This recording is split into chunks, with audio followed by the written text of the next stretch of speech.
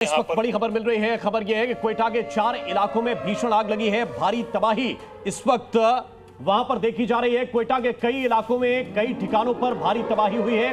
जानकारी यह है कि 4 इलाकों में भीषण आग लगी है। इस वक्त की बहुत बड़ी खबर मिल रही है पाकिस्तान के क्वेटा से, जहां पर कई ठिकानों पर भारी तबाही की जानकारी इस वक्त मिल रही है। और राम ये देखिए, क्वेटा से लेकर के और अंदर एबटाबाद तक जहां लादेन को वहां गिराया गया था, वहां पर भी हमारे ड्रोन गरज रहे हैं। हमारे सहयोगी प्रमोद शर्मा लगातार हमारे साथ बने।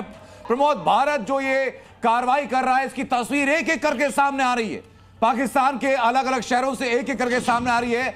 और इसी बीच प्रमोद, मैं आपके पास आऊं, एक और बड़ी खबर पाकिस्तान पर हमले को लेकर के, एक और बड़ी खबर जी न्यूज पर सामने है। सुबह 10 बजे सेना की तरफ से प्रेस ब्रीफिंग भी की जाएगी। उस प्रेस ब्रीफिंग में साफ हो जाएगा कि आज शाम से लेकर के, यानी जो 6:30 बजे प्रेस कॉन्फ्रेंस जो खत्म हुई, आज शाम 6:30 बजे से लेकर के सुबह 10 बजे तक भारतीय सेना ने एलओसी पर पाकिस्तान के अलग अलग शहरों पर, कराची में, इस्लामाबाद में क्या क्या किया, वो पूरी की पूरी ब्रीफिंग हमारे सामने होगी। प्रमोद,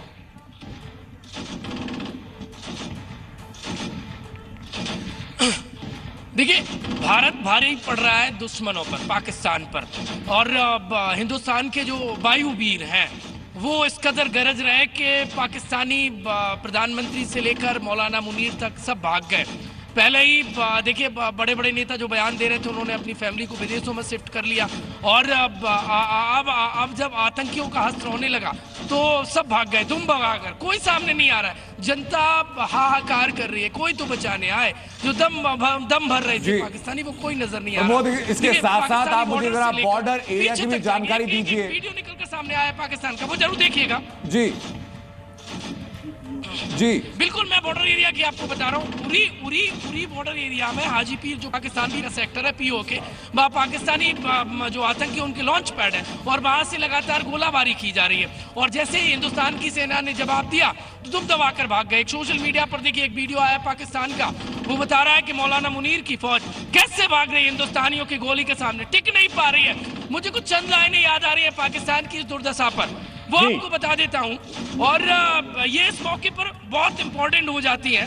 देखिए, ये है द्वंद्व कहां तक पाला जाए, द्वंद्व कहां तक पाला जाए, युद्ध कहां तक टाला जाए, तू भी है राणा का वंशज, फेंक जहां तक भाला जाए। इस बिगड़ैल पड़ोसी को थोड़ा और बढ़ाइए से, फिर सीसे में डाला जाए। दोनों ओर लिखा हो थोड़ा और भारत, बढ़ाइए सिक्का भाई सिक्का। हाँ, दोनों तरफ लिखा हो भारत, सिक्का वही उछाला जाए। ये दौर दूसरा है, वो दौर दूसरा था। 71 का दौर दूसरा था, 99 का दौर दूसरा था, ये दौर दूसरा है। अब जो है लड़ाई 48 घंटे अगर पाकिस्तान सस्टेन कर जाए तो पाकिस्तान के लिए बहुत गौरव की बात है। राम, मैं एक चीज कहना चाहूंगा, सिंह साहब, मैं चाहूंगा आप इस पर कमेंट दें कि मुझे जो सोशल मीडिया पर कमेंट जो चल रहे हैं, उसमें कहा यह भी जा रहा है कि पाकिस्तान भारत पर हमले नहीं कर रहा है।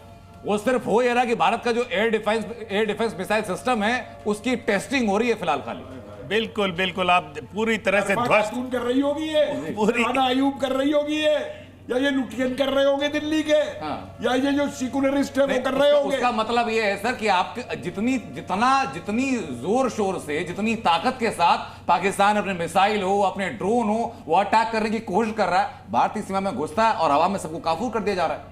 नहीं, हम तो कर ही रहे हैं, वो टेस्ट कर रहा है ना। तो ये टेस्टिंग तो ये कहेंगे ना लुटियन वाले, कि अभी तो पाकिस्तान ने अपनी असली असला निकाला ही नहीं।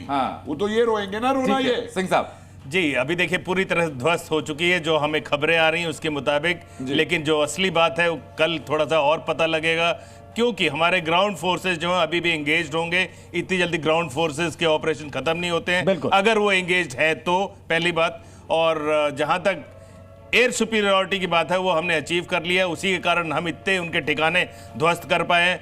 उन्होंने 8 या 9 मिसाइल जो दागी थी, हमने 100 से ज़्यादा दागी हैं। ये खबरें पुख्ता हो चुकी हैं। उसके अलावा हमारे बेड़े जो कराची तक गए हैं, उसके आगे